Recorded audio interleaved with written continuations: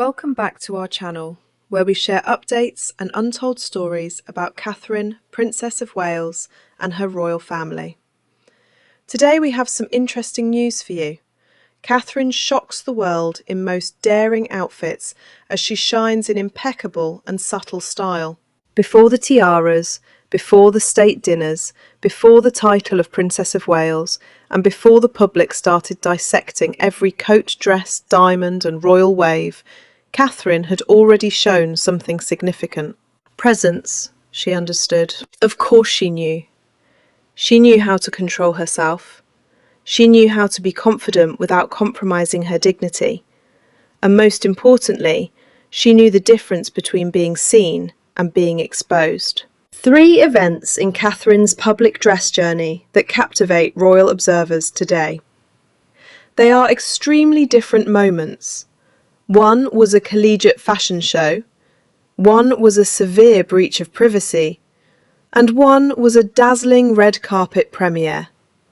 However, when considered together, these events reveal something remarkable about Catherine's journey. They depict how a young lady became a future queen, not by giving up her image to the world, but by learning to govern it. The first significant moment occurred long before Catherine became queen. Catherine wore the now famous translucent black dress made by fellow student Charlotte Todd during a charity fashion show for students at the University of St Andrews in March 2002. It happened in a university environment, far from the formality of the palace, yet history would eventually remember it as one of the most iconic fashion events of her life. The garment itself was simple, vibrant, and totally unexpected. It was a black cloth, very fine, with a shimmering quality over a black bandeau layer. Catherine was only a student then. She was not a duchess, she was not a princess, she was not yet a worldwide style icon. But on the runway, she displayed the confidence that would eventually become one of her distinguishing attributes. But it was not only the outfit that made the event special. It was the way she moved. She walked upright, her face tranquil and with quiet confidence. She did not seem anxious or apologetic, nor did she try too hard. She seemed at ease in her flesh. That is what people remember. Of course, the occasion became royal legend, since supposedly Prince William was in the crowd. The fashion show photo has been replayed over the years as part of the story of how their friendship was turning romantic. But apart from the romance, the occasion is important for another reason. It revealed Catherine's innate feel for appearance, even before the royal stylist entered her life. She recognised that confidence was not the same as overconfidence. She realised that daring in dress has to be tempered with grace. She realised it's not the dress. The person wearing the dress is what is more important. That lesson would stay with her for the next 20 years. Royal watchers knew why years later, when the identical student outfit sold for an astounding price at auction. Not because of the cloth was it valued. It was valuable because it was the beginning of a tale. It was the first visual chapter of the lady who would one day become the Princess of Wales. The second experience was totally different and extremely black. Catherine and Prince William were on a private getaway in France in September 2012 when long lens pictures were taken of them. In September 2012, long lens pictures captured Catherine and Prince William during a private getaway in France, revealing her in a private moment. The photographs were then published by a magazine, sparking widespread uproar and a significant legal struggle. This was not a fashion. The event was not a public performance. This was not a style option made available to the world. It was an invasion of privacy. And it is a big difference. The event occurred slightly over a year after her royal nuptials for Catherine. The Duchess of Cambridge was fresh to life, still getting used to the burden of being observed wherever she went. But this was when I witnessed the unpleasant aspects of achieving global fame. It revealed that even a future queen might be penetrated in her private borders by a camera lens from afar. For Prince William, the episode had an even deeper emotional punch. Throughout his life, he had seen his mother, Diana, Princess of Wales, chased by paparazzi. He knew better than most the hazards of unchecked media intrusion. So when those images were released, William and Catherine did not simply move on quietly. They brought suit. That was an essential reaction. It proved that Catherine's dignity wasn't something the press could just steal. It proved that being royal doesn't mean you have to give up every private moment. And it proved that William and Catherine were desperate to preserve not just themselves, but the borders surrounding their future family. This is when Catherine's visual narrative shifted. The St Andrews fashion presentation had been all about measured confidence. The France incident was a loss of control via invasion, and the court battle was about getting that power back. While royal admirers typically speak about Catherine's grace, her strength is just as significant. She has been in the international spotlight for years and has shown wonderful discipline. She seldom complains openly. She does not often show emotion on camera.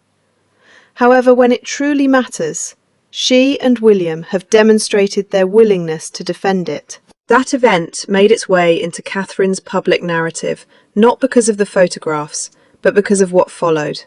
A clear message that privacy, maternity, marriage, and human dignity are still important, even inside the royal family. Then came the third moment, and this time Catherine was responsible for every single element of it. Catherine attended the international premiere of the James Bond film Spectre at the Royal Albert Hall in London on the 26th October 2015. It was one of the most gorgeous red carpet events of the year. There were cameras everywhere, the spotlight was fierce, and Catherine understood what type of picture would be all over the globe. She wore a light blue Jenny Packham remarkable gown. The clothing was delicate, weightless, almost ghostly. It flowed around her like mist, delicate chiffon layers and a crystal belt that marked the waist. The colour was soft, the shape was flowing, and the whole ensemble had a contemporary fairy tale vibe. But the thing that really made the garment was the feeling of relaxation. It didn't feel weighty. It didn't seem very structured. It didn't seem forced. Catherine looked graceful, feminine, and totally collected only months after giving birth to Princess Charlotte. That was a strong fashion statement in rejecting the concept that royal elegance had to be staid. Catherine did not need layers of structure to look regal. She did not require a lot of jewellery or a big headpiece. The beauty of the sight was in its movement, its stance, and its quiet assurance. Fans hailed the outfit as one of her most elegant red carpet outings. It had the grandeur of a Bond premiere, but never went beyond Hollywood extravagance. Catherine is just that balance. She can go to a movie premiere and look gorgeous. She might wear a flowing evening gown and yet look like royalty. She may seem trendy without being immodest. Without it seeming like she's reaching for attention, she can create a stylish moment to remember. The Spectre gown was also a subtle response to the devastating privacy invasion of 2012. This time, Catherine was in complete charge. She picked the occasion, she had the garment, she picked the picture. She was in front of the cameras on her own terms. This is why royal watchers continue to go, is why this look still counts. It was more than a pretty outfit, it was a retelling of the story. Put together, these three instances make for a remarkable tale. At St Andrews, Catherine demonstrated the confidence of youth. She had paid the price of exposure in France. She recaptured elegance on her terms at the Spectre premiere. This is not a horror tale, it's a narrative about agency. Catherine's greatest fashionability has always been knowing what to show and what to hide. She is daring but never reckless. She is elegant but never soft. She may be gorgeous but never cheap. She knows that regal style is more than just cloth. It is about power. And control is one of the most crucial components of her public persona. Women's dress in the royal family has long been closely watched. Any neckline, any hemline, any colour, gem, hat and purse may be a headline. It was the kind of pressure that might easily force a person into rigidity. But Catherine has taken a more contemporary route. When duty calls, she's in rigid tailoring. When romance is the occasion, she wears silky gowns. When she seeks to connect with reality, she opts for simple, rustic clothing. When diplomacy concerns her, she wears the colours of symbolism. She wears carefully selected styles that give her an appearance of ease, confidence and dignity. That is her actual style stamp. What people see is usually part of the story of Catherine's fashion. It's also about what she wants to keep hidden. She knows mystery creates elegance. She did not have to show everything to earn admiration. She doesn't have to be vulnerable to be relatable. She doesn't need to battle every headline to show how strong she is. Instead, she allows time, discipline and consistency to speak on her behalf. Catherine had innate appeal, and the St Andrews outfit proved it before anybody could even label her regal. She and William fought vigorously to protect their privacy, as seen by the legal reaction to the French photos. The Jenny Packham Spectre gown was proof that Catherine can return to the world stage with elegance, ease and utter self-possession. It is the moments of this togetherness that keep Catherine intriguing. She's not merely styled, she is a strategist. She understands when clothes can make a statement. She understands that quiet may be dignified. She knows when a gown can be an exclamation point, and she understands that the strongest message is silence.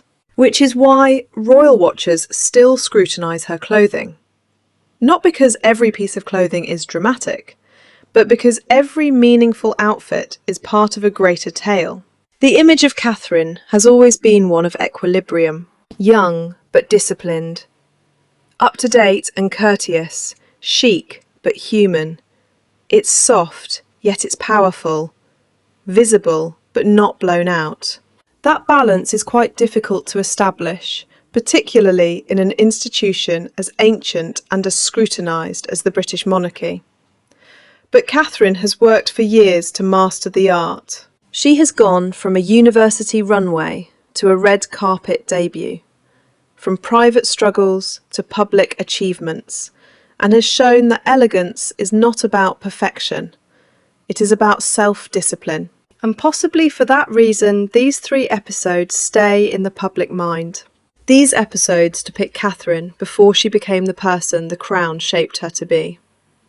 They depict Catherine in stress, and they depict Catherine coming into her place quietly in control.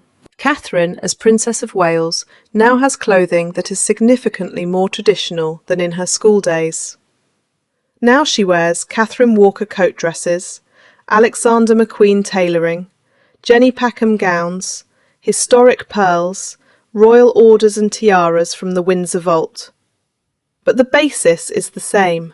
The confidence was always there. The posture was always present, it was always the constraint, it was always the knowledge of images. Long before she became one of the most photographed women in the world, Catherine already recognised that real elegance isn't about showing more. It is about showing the correct thing. Confidence, dignity and character. These 3 fashion moments illustrate the true lesson. A piece of clothing may start a tale, a boundary may determine a woman's strength, and a gown may tell a tale. The world gazed at Princess Catherine, and she didn't grow mighty. She learnt over time how to pick what the world was permitted to see. She got powerful. Hope you enjoyed watching the video. Please let us know what you think, and bye for now.